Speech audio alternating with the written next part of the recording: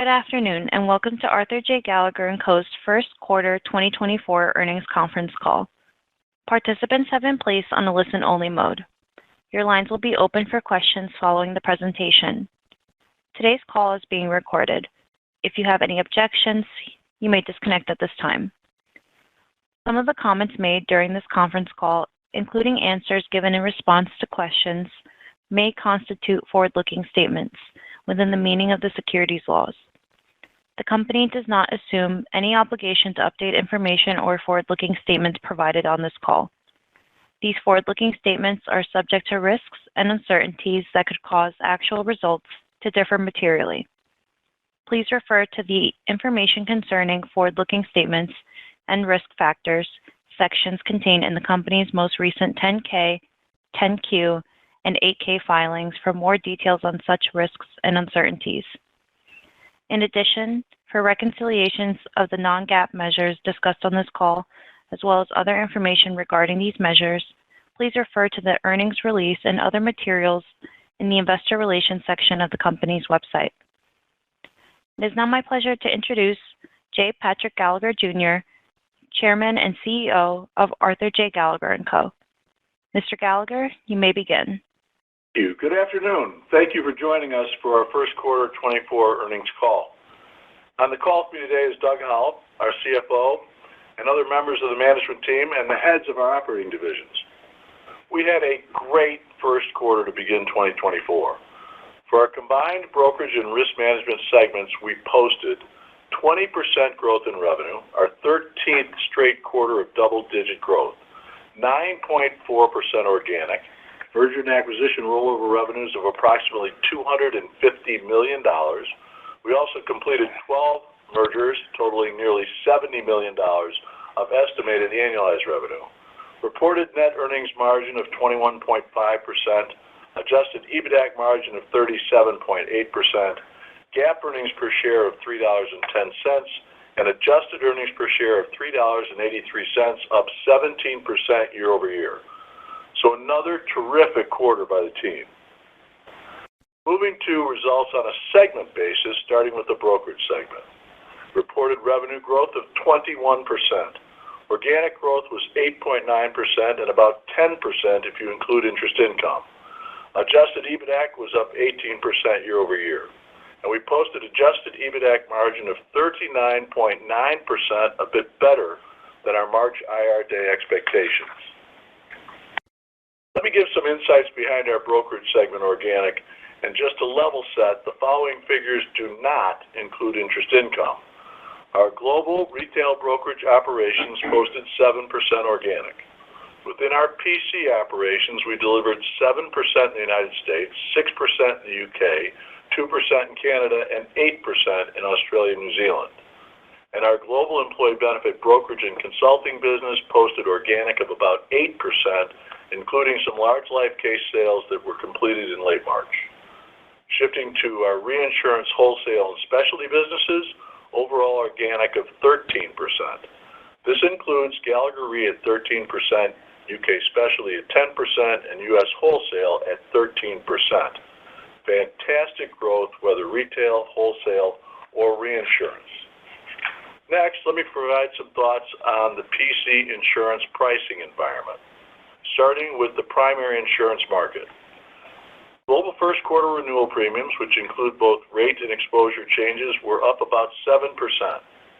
Renewal premium increases continue to be broad-based up across all of our major geographies and most product lines. For example, property was up nearly 10%, umbrella up 9%, general liability up 7%, workers' comp up 2%, package up 8%, and personal lines up 13%. So many lines are seeing sizable increases. There are two exceptions within professional lines. First, D&O, where renewal premiums are down about 5%, and second, cyber, where renewal premiums are flattish. These two lines appear close to reaching a pricing bottom, but combined represent around 5% of our PC business globally. So overall, our clients continue to see insurance costs increase. But our job as brokers is to mitigate these increases and deliver comprehensive insurance programs that align with their risk appetite and fit their budget. Moving to the reinsurance market. First quarter dynamics were dominated by the January 1 renewal season, where we saw stable pricing and increased demand for property cat cover. Reinsurers continued to exercise discipline and met the increased client demand with sufficient capacity. Importantly, the team was able to secure many new business wins while retaining most of our existing clients.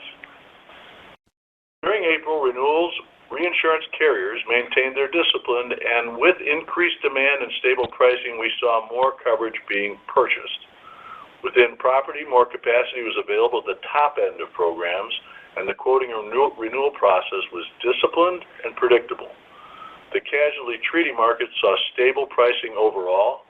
However, carriers able to differentiate themselves through good management of prior year reserves were able to secure better reinsurance placements. Specialty class renewals were a bit more complex with some changes in terms and conditions. However, many clients were able to secure modestly lower pricing.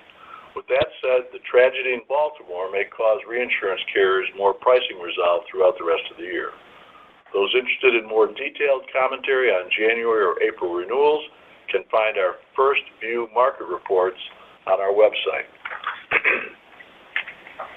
In our view, insurance and reinsurance carriers continue to behave rationally. Carriers know where they need rate, by line, by industry, and by geography. We are seeing this differentiation in our data.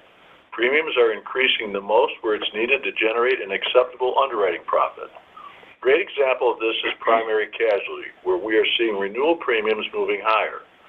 Global first quarter umbrella and general liability renewal premium increases are in the high single digits, including 9% increases in U.S. retail. AM Best recently maintained its negative outlook on the U.S. general liability insurance market due to worsening social inflation, medical expenses, and litigation financing. We've been highlighting these dynamics for a while, along with hearing concerns around historical reserves, which leads us to believe further rate increases are to come in casualty. At the other end of the spectrum, we have property. As insurance and reinsurance carriers believe they are getting closer to price and exposure adequacy, we are seeing property renewal premium increases moderating. With that said, first quarter insurance renewal premiums were still pushing double digits. As we look out for the remainder of the year, increased frequency or severity of catastrophes could again move the market in 24. And while capacity was very challenging to come by during 22 and 23, we're now finding when clients are looking to add coverage or limits, carriers are more than willing to provide additional cover. Notably, we are not seeing a change in the underwriting standards from our carrier partners. While continued premium increases seem rational to our carrier partners, our clients have experienced multiple years of increased costs. Having a trusted advisor like Gallagher to help businesses navigate a complex insurance market by finding the best coverage for our clients while mitigating price increases. That's what we do. Moving to our customers' business activity. Overall, it continues to be solid. During the first quarter, our daily indications showed positive mid-year policy endorsements and audits ahead of last year's levels across most geographies. So we are not seeing signs of a broad global economic slowdown. Within the U.S., the labor market remains tight. Non-farm payrolls continue to increase, and more people are re-entering the workforce. Yet, there continues to be nearly 9 million job openings. Wage increases have persisted at the same time medical cost trends are rising. With these dynamics, employers are focused on total reward strategy to help them achieve their human capital goals while reining in costs. That's why I believe our benefits businesses will have terrific opportunities in 24. Overall, we continue to win new brokerage clients while retaining our existing customers. In fact, our new business production has been on an upward trend in recent quarters, and our retention is holding. We believe this is a direct reflection of our client value proposition, Core 360 and Gallagher Better Works, our niche experts, service, and our data and analytics. Don't forget, we're competing with someone smaller than us 90% of the time. These local brokers just can't match the value we provide. So putting it all together, we continue to see full year 24 brokerage organic in the 7 to 9% range, and that would be another outstanding year. Moving on to our risk management segment, Gallagher Bassett. Revenue growth was 19%, including organic of 13.3% and rollover revenues of $14 million. Adjusted EBITDAC margins were 20.6%, up 140 basis points versus last year, and a bit better than our March IR Day expectations. Our results continue to reflect solid new business, outstanding retention, continued increases in new, arising claims across both workers' comp and liability, and resilient customer business activity. Looking forward, we continue to see 24 full-year organic in the 9 to 11% range as our larger 23 new business wins have been fully onboarded, and we now expect full-year margin of approximately 20.5%. That would also be another outstanding year. Shifting to mergers and acquisitions. We had an active first quarter, completing 12 new mergers representing about $70 million of estimated annualized revenue. I'd like to thank all of our new partners for joining us and extend a very warm welcome to our growing Gallagher family of professionals. Looking ahead, our pipeline remains strong. We have around 50 term sheets signed or being prepared, representing around $350 million of annualized revenue. Good firms always have a choice, and we'll be very excited if they choose to join Gallagher. Let me conclude with some comments regarding our bedrock culture. It's a culture that has remained constant through the decades of incredible growth. This is largely due to the 25 tenets of the Gallagher Way, which is entering its 5th decade next month. It is deeply rooted in the values of integrity, ethics, and trust, which have been guiding us since 1927. Our culture is not just a differentiator, it's a competitive advantage. It attracts the right talent to our organization and the best merger partners and enables us to build enduring relationships. What makes me particularly proud is that I witness our culture in action every day as our employees demonstrate their commitment to our clients, and that is the Gallagher Way. Okay, I'll stop now and turn it over to Doug. Doug? Thanks, Pat, and hello, everyone. Today, I'll walk you through our earnings release. I'll comment on first quarter organic growth and margins by segment, including how we are seeing full-year organic growth and margins in each of the next 3 quarters.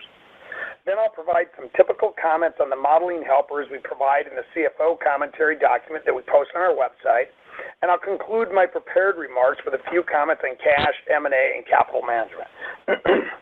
Okay, let's flip to page 2 of the earnings release. Headline first quarter brokerage organic growth of 8.9%.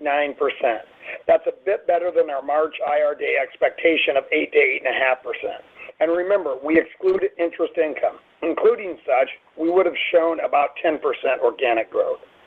Looking ahead, we continue to see strong new business production and favorable client retention. Combine that with further rate increases, a resilient economic backdrop, and sticky inflation, our 2024 brokerage organic outlook is unchanged. We are still seeing full-year organic growth in that 7 to 9% range. Flipping to page 4 of the earnings release to the brokerage segment adjusted EBITDAC table. First quarter adjusted EBITDAC margin was 39.9%, a bit better than our March IR Day expectations. The footnote on that page explains what we discussed in our January earnings call and again at our March IR Day. There is 90 basis points of roll-in impact from M&A, principally Buck, that naturally runs lower margins. So on the surface, it is showing 30 basis points lower, but underlying margins actually expanded 60 basis points. Again, that improvement is a little better than what we forecasted in March. Let me walk you through a bridge from last year. First, if you were to pull out last year's 2023 first quarter, you would see we reported back then adjusted EBITDAC margin of 40.4%. Second, when we update that margin using current period FX rates, gets you to an FX-adjusted margin of about 40.2%. And we've done that here, so you can see that in the 2023 column in this table. Third, deduct the 90 basis point roll-in impact. Again, that's all due to the roll-in math. And just to be clear, these are not businesses with margins that are going backwards. So that gets you to 39.3%. Compare that to the 39.9% we showed today, and that gives you the underlying 60 basis points of margin expansion. That is really great work by the team. As we look ahead to the following 3 quarters of 24, it is looking like we could expand margins in the 90 to 100 basis point range in each of the next 3 quarters. Let me give you some flavor on that.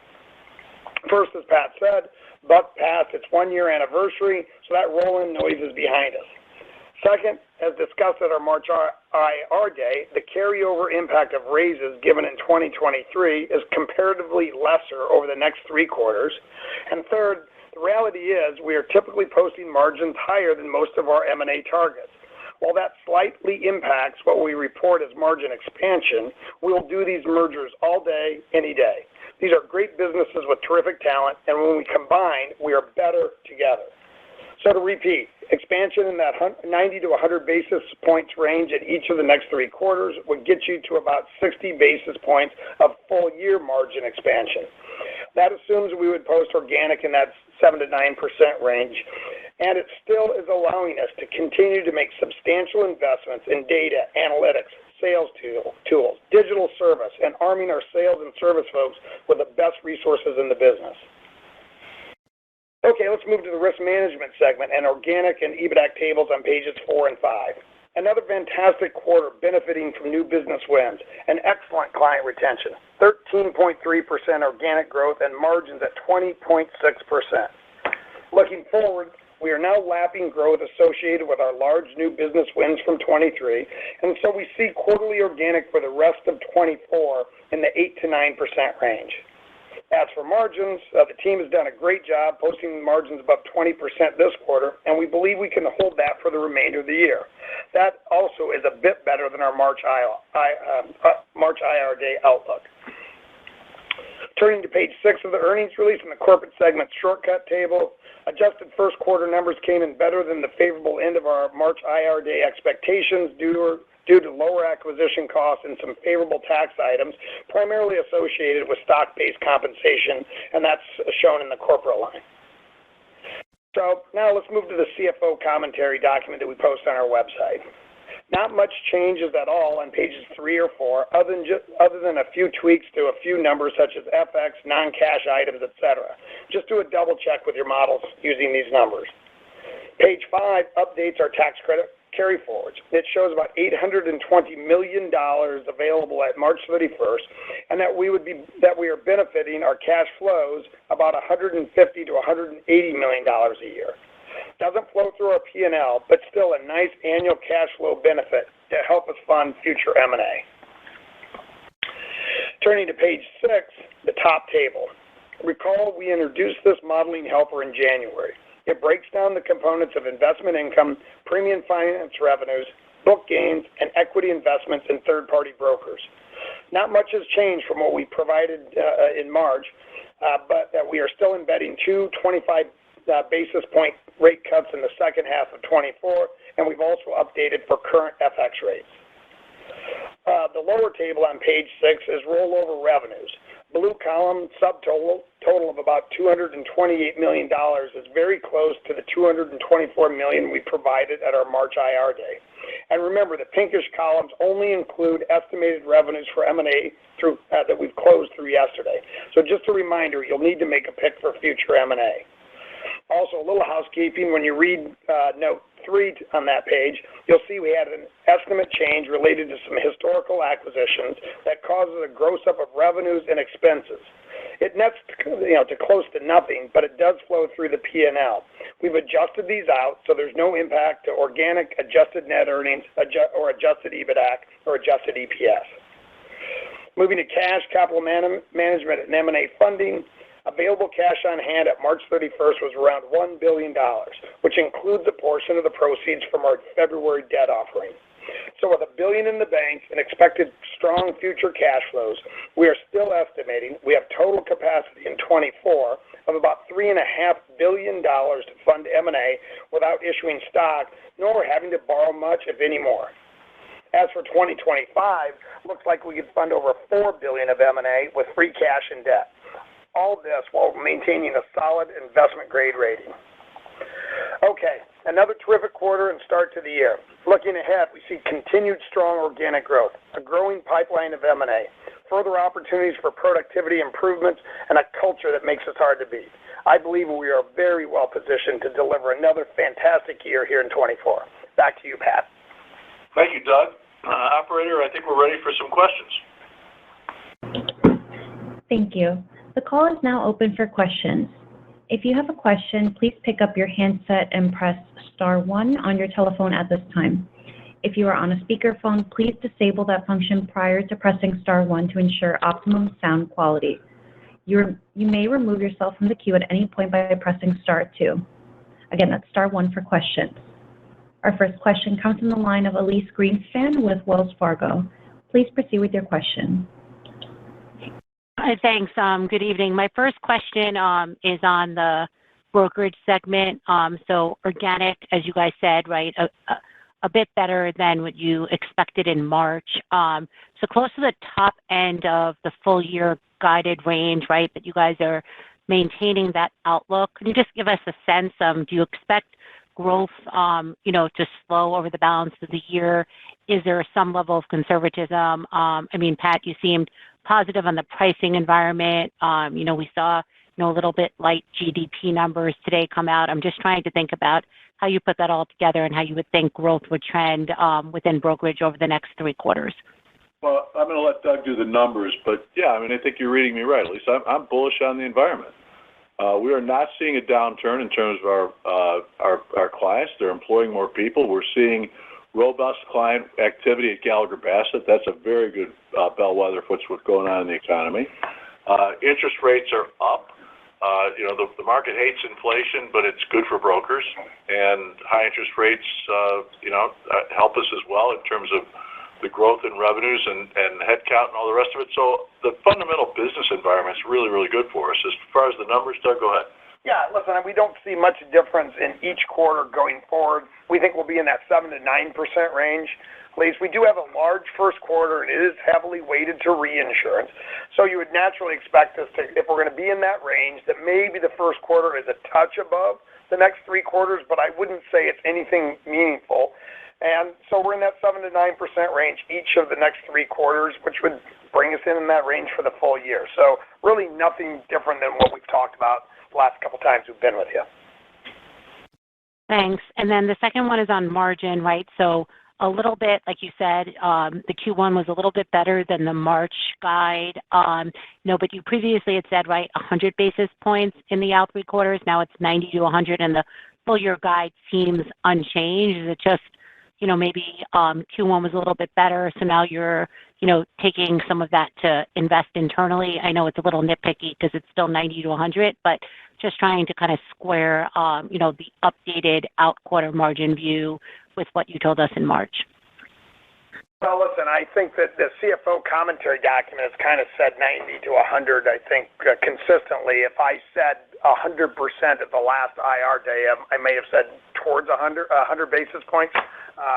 So I think our guidance feels to us about the same. Okay, and then one last one. The FTC, right, is, looking to potentially remove non-competes. I guess my question is two-pronged, from both the ability, I guess, to bring folks into Gallagher and also considering, the potential to lose talent to other players. How do you think, this could impact the company if it does actually, go through? Well, let me comment on that one. First of all, I think everybody saw that the U.S. Chamber has, filed a lawsuit in Texas that's challenging this, and we're supportive of the Chamber's efforts. We think it's an overreach by, the executive branch. But having said that, if the new rules actually hold up, there's a carve-out in non-compete agreements as part of a sale of a business. And so we see that rule is having, little impact really on our M&A strategy. And that's, when it first came out, that was kind of my concern. Our agreements with our production staff do not contain non-compete provisions. Rather, we use non-solicitation clauses, and I know there's a fine line difference there, but those cover clients and employees. And from our first look, we think those are going to remain enforceable.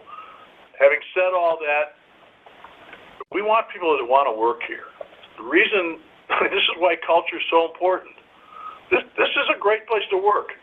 And we attract highly motivated salespeople and entrepreneurs that are passionate about doing what they do, and they want to leverage their expertise and capabilities. And we give them the data and analytics and the centers of excellence to work with. We arm them with way better armament than they get from being part of a local competitor.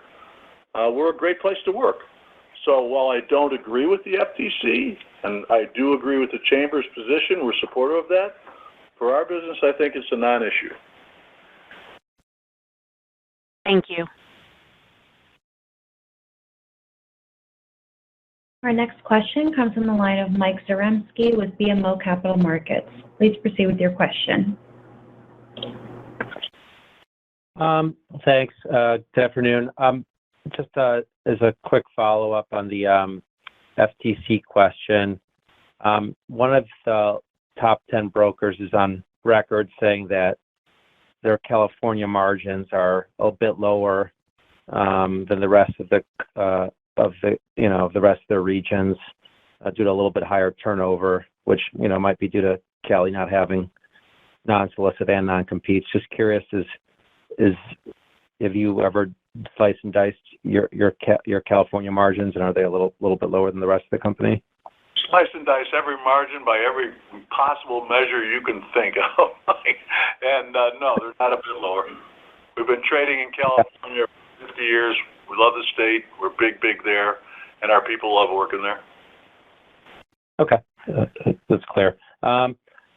Switching gears to the M&A, you guys, and I've asked this in the past, but I'll just keep asking because these are big numbers. So, Doug, you said, $4 billion of capacity for next year.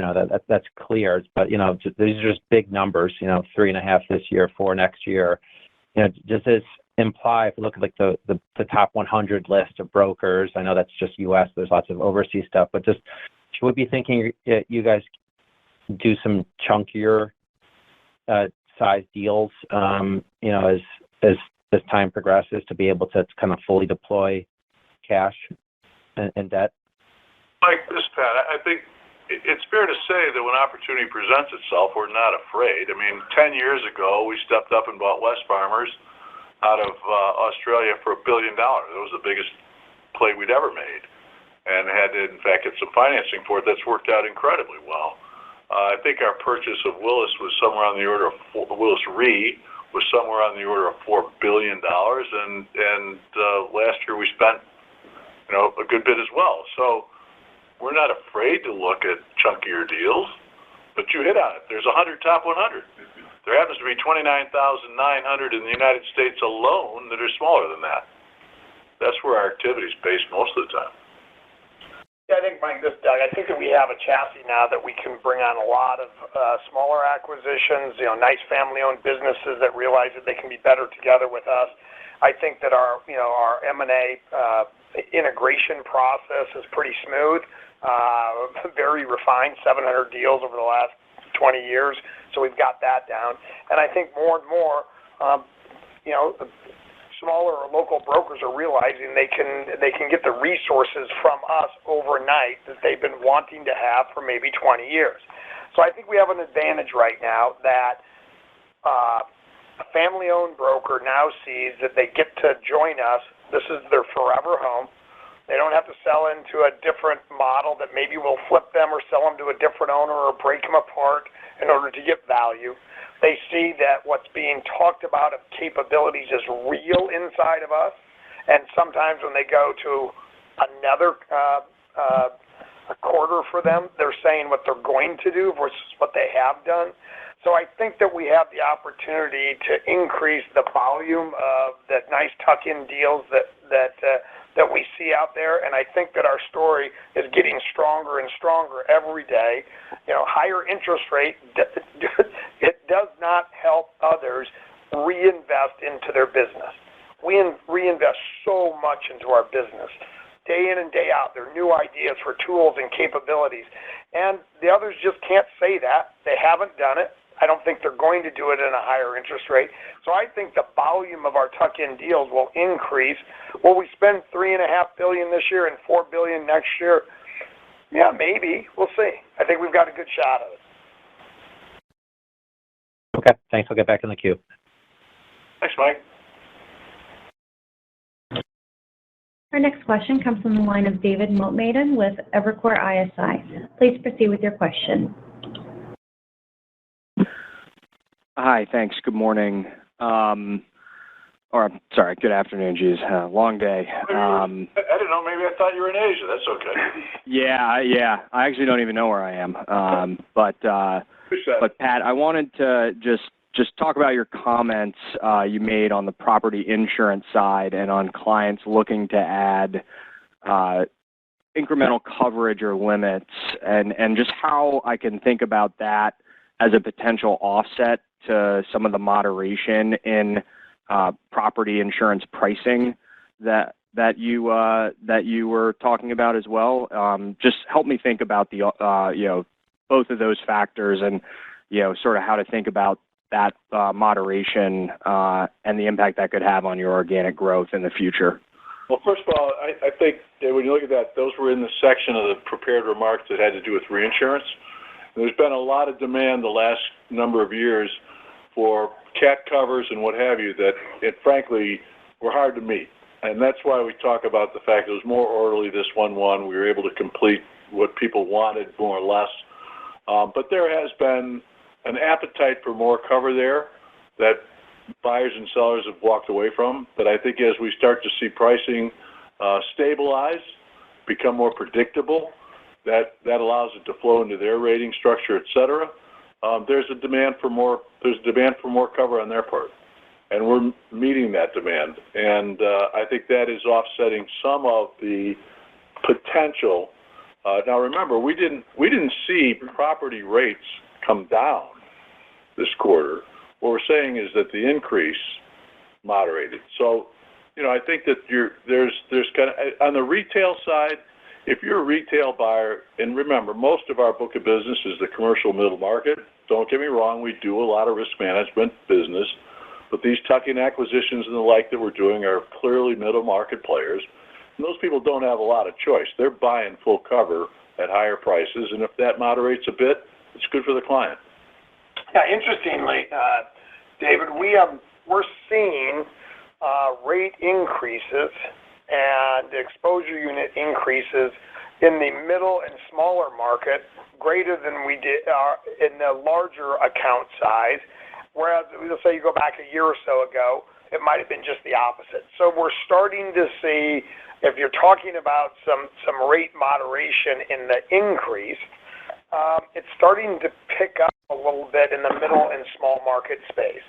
The second thing is remember, if the rate moderates, our customers are very good about opting out of coverage or as much coverage as rates go up, and then opting back in for coverage to buy more when rates are coming down. So we've never captured the full increase of the rates, and we won't suffer the entire give back if rates moderate a little bit. So there's that opt-in, opt-out. We haven't really talked about that much in the last 5 years or so, but we're seeing customers opt back in to buy more coverage if there's some moderation in the increase of the rates. Also, on the property side, back to that, David, you've got many years where zero interest rates, not the last couple, but zero interest rates left the schedules pretty much untouched. So you do have underwriters now being much more disciplined around the values, and that's pushing values up. So they got the benefit of more values being insured in the property business, and my prepared remarks basically pointed out that property was up nearly 10% this quarter. So we're not seeing rates dropping. We're seeing rates go up in property a little less viciously. Now, having said that, if the wind blows this fall, we're 1 month away from the start of the hurricane season, I'm just telling you all bets are off. I don't know what's going to happen. So for our clients' sake, I hope that we have a benign season. No, thanks for that. And yeah, I do, I was, referring also, and you guys answered it, just the primary market, moderation there, it is interesting to hear more about sort of that opt-in, which I have not thought about. So that is helpful to hear about that. So thanks for that.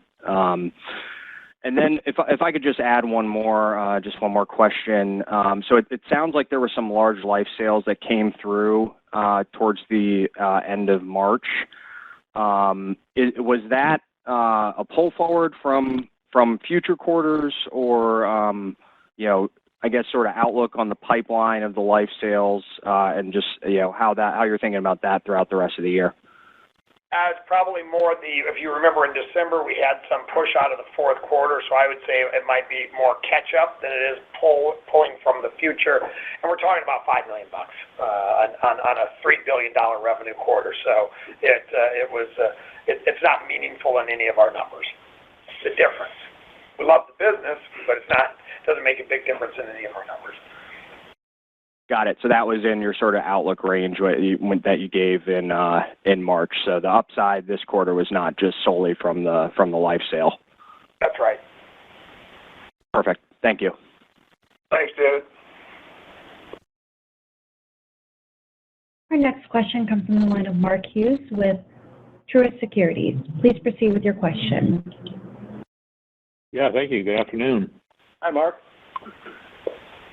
Hello. Pat, did you give the breakout for open brokerage versus MGA or binding business within the wholesale?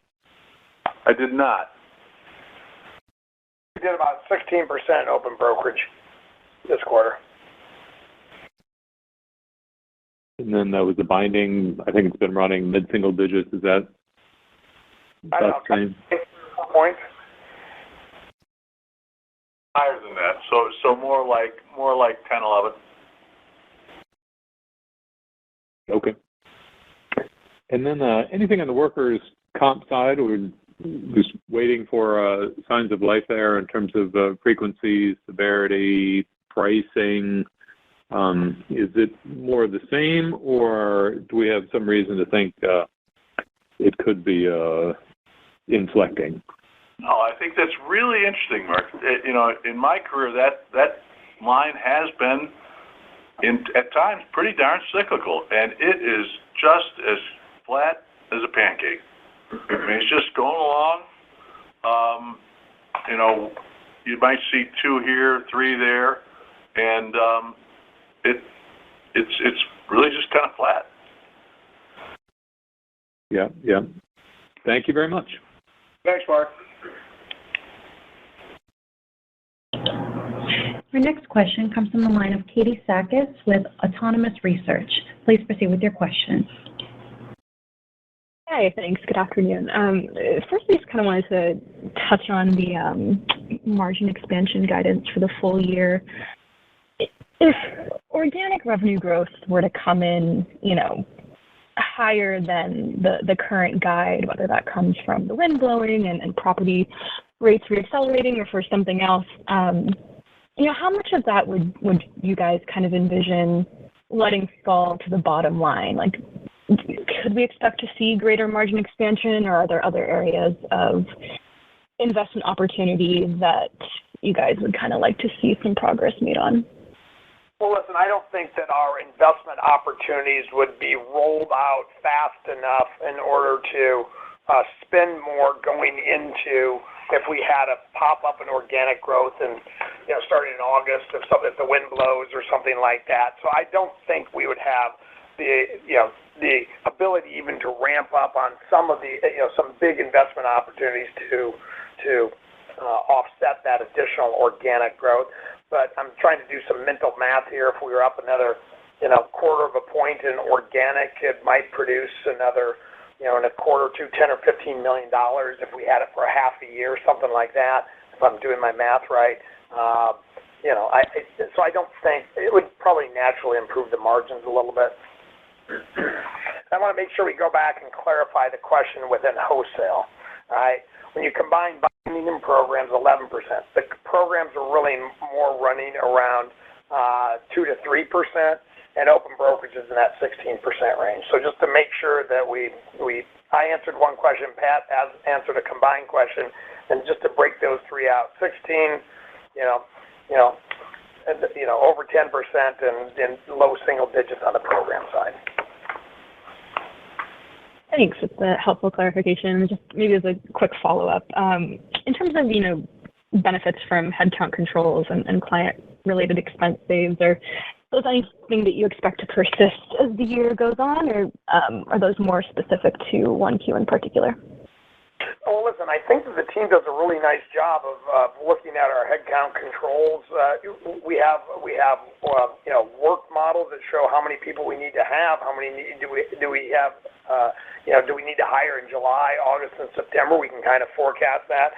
Our retention's been very good. I got to say that when you look at it, our retention is better today than it was, let's say, in 18 and 19. So I think we've done a really nice job of taking care of our employees throughout this inflation period. So we're not seeing significant terminations here. So overall, I think our work planning models and our ability to kind of forecast retention has helped us not have to push and pull on the joystick there to see how many more we need to bring on, how many do we need to take off. So it's pretty steady right now. Got it. Thank you. Thanks, Katie. Thank you. Our next question comes from the line of Yaron Kinar with Jefferies. Please proceed with your question. Thanks. Good afternoon. I have no idea where I am, but I'm pretty sure it's afternoon. So I just want to touch on. I just want to touch on a couple of market questions, if I could. I think in the prepared remarks, you were talking about general liability in retail being up like 9%. If I go back to the investor meeting from like a month or so ago, I think you were talking about maybe seeing liability lines moving up to the 9-10% range over the course of a year or two. So are we talking apples to apples here, or are you surprised by the magnitude of improvement that you're seeing in liability lines right now? I think let me go back to my prepared remarks. We've seen umbrella in the quarter up 9%, which is kind of in line with what we were talking about in March. GL 7, and that's where I think probably we've got to look at our carriers and say, are there going to be some reserve challenges going forward? So the 7 seems, pretty stable. Maybe there'll be a push up a bit, and package, which is of course property and liability together at 8. We're comp really not much, 2%. I think that feels like it's going to be there for the year.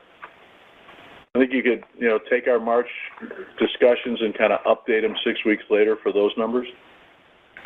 Okay.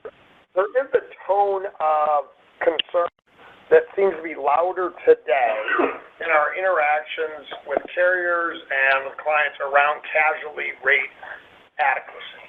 So I would say that what we were chatting about in January and February seems to be louder today. The concerns to be a little bit louder today.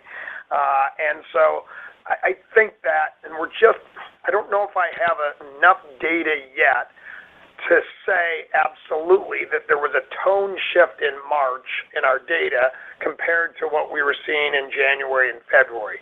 But when you look at some isolated situations, you boil that down with what we all read. When you combine that with what we hear in meetings with the carriers, we feel that casualty rates probably are more likely to be going up again in the next each of the next 3 quarters than we would see going down by any means. So there is a tone shift there. I just can't quite see it 100% in our data yet, but it seems like it's coming. That makes sense. I appreciate the color. And then, and I apologize if you've already addressed this and I missed it, but we saw the stamping office data come out in March around E&S flows and rates, and it seemed like it was a little bit of a surprise and disappointment. How much of that do you think is noise? Are you seeing that slow down in your wholesale business, or is that real? And sorry, or is that just noise and you're kind of looking past that and still see a very strong E&S market? That is noise. Our E&S business is on fire. We are seeing submissions come in. We're renewing our business. I don't have any caution on that. Thank you. Thanks. Our next question comes from the line of Meyer Shields with KBW. Please proceed with your question. Great, thanks. I was hoping to start on the reinsurance side, because I think you talked about 13% organic growth. And is there any way of breaking that down between maybe the increasing limits that are being purchased versus market share wins versus pricing? I don't have the actual stats on that. Well, listen, I will tell you this, that we had a terrific new business quarter. Our teams that working together, I think we're starting to see some nice wins of working with our retailers on that. So when you go down, we were hearing a lot of great stories about teams settled in. You know, when we look back and see it and try to measure our success on doing that merger, our teams are working together. We're selling more new business. Our retention seems to be pretty darn good on that. And I think the fact is customers are buying some more cover while you're seeing a little price stability maybe. So, we're checking the box on everything that we would consider to be a successful merger. Okay, that's helpful. And second question, and clearly, I guess, the premise is we're not seeing any successful pressure on the part of carriers to reduce commission percentages. I was hoping you'd update us on efforts that are being made, even if they're not successful. No, I think that our partners are being very reasonable. We're not having a lot of headbutting on that subject at all. Okay, perfect. That's what I need to know. Thank you. Thanks, Jim. Ramar? Our next question comes from the line of Rob Cox with Goldman Sachs. Please proceed with your question. Hey, thanks. So I think in March at the Investor Day, you guys were pretty optimistic on the potential for reacceleration in RPC in the remainder of 2024 due to higher exposure to property business and less workers' comp, and the potential for casualty pricing increases. Is that still the case, or is the property rate environment with a little deceleration in the rate of increase made you change your view a little bit? No, I think our view's unchanged. We're very bullish. Okay.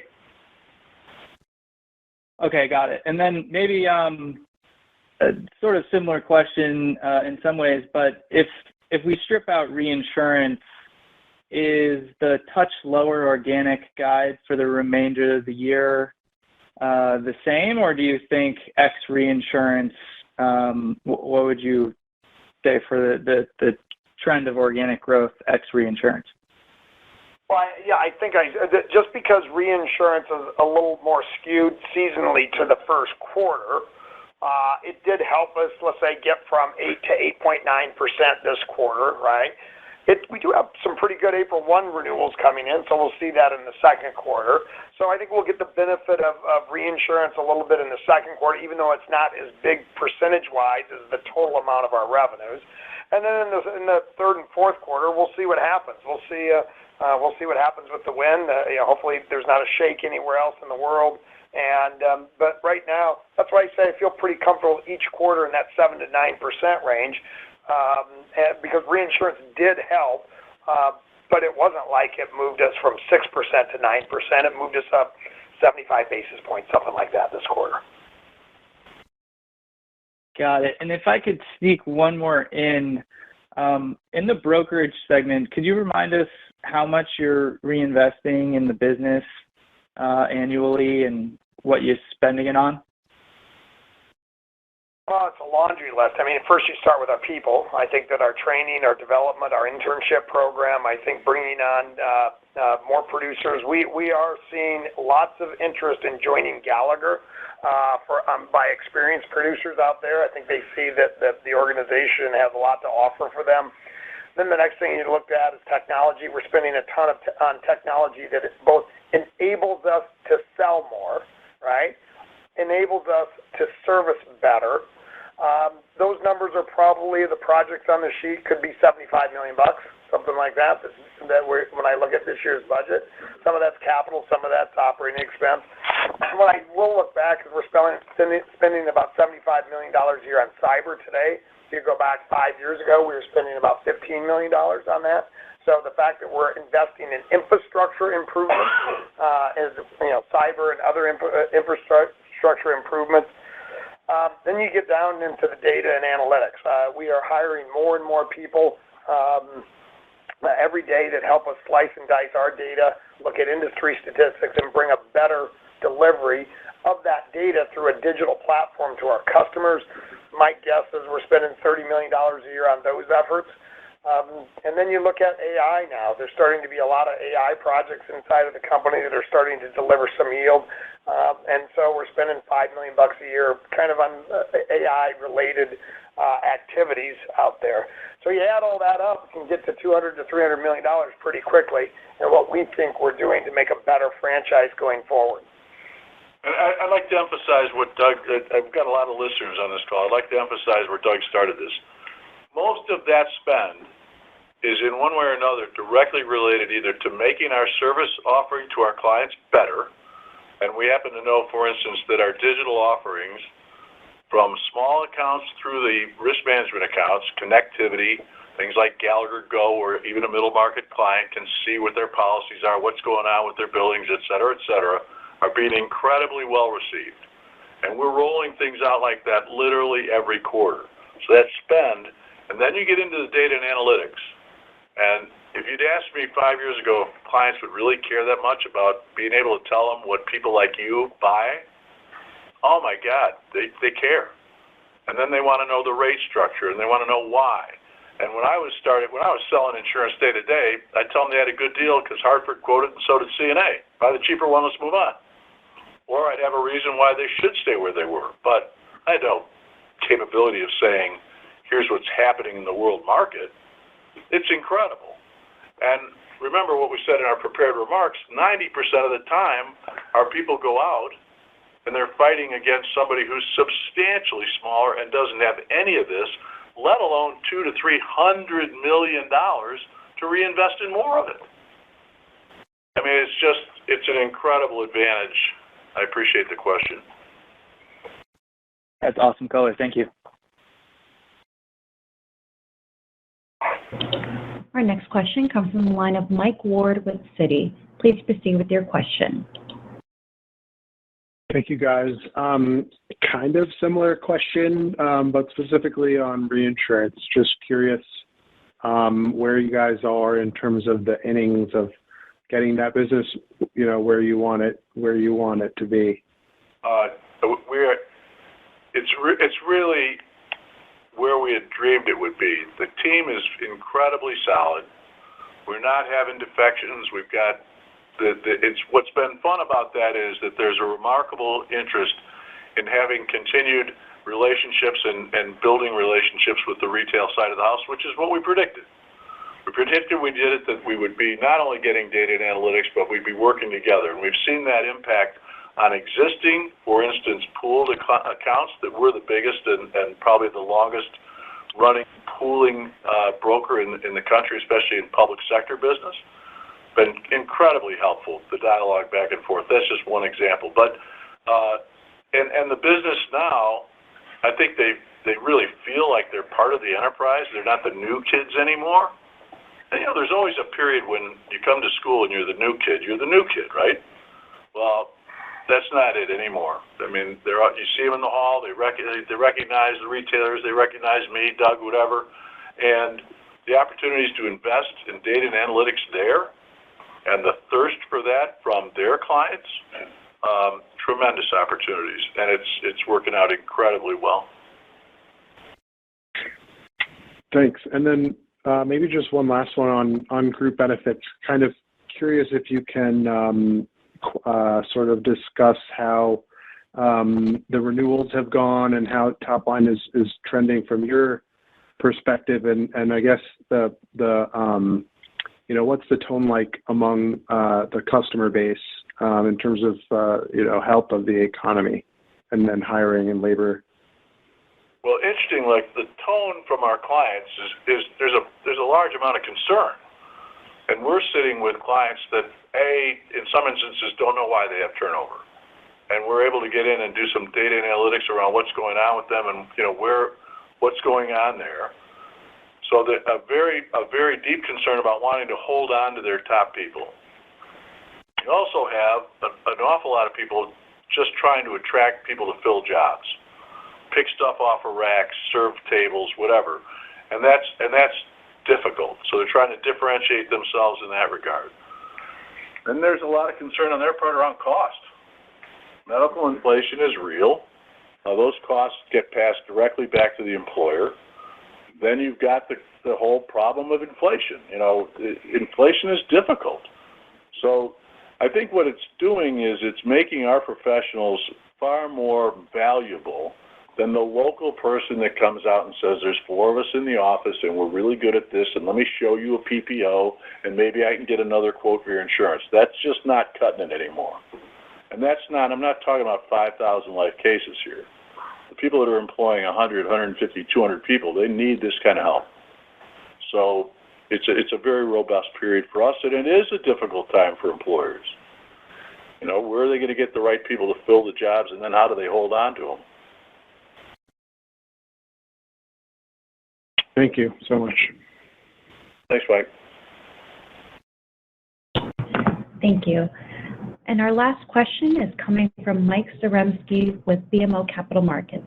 Please proceed with your question. Oh, great. Just a quick follow-up. You guys always give color on umbrella. Lots of people do. Just curious, is there any way you can dimension, what percentage of your business is umbrella? Well, I'll see if I can dig it out. Did you have a second piece of that? You have another question, Mike? We'll dig on that for a second. No, that was actually my only question. We're looking here. So let's see. In 23, I would say it makes up 6% of our business. Okay. Thanks so much. Have a good evening. Thanks, Mike. Thanks, Mike. All right, well, I think that's it for questions. If I could just make a comment here, thank you again for joining us this afternoon. And I would like to thank our 53,000 colleagues around the world for their efforts. Their hard work and dedication is evident when we report another fantastic quarter of growth and profitability. As I look ahead, I remain very bullish on our prospects and believe we are well positioned to deliver another excellent year of financial performance. We look forward to speaking with the investment community at our IR Day.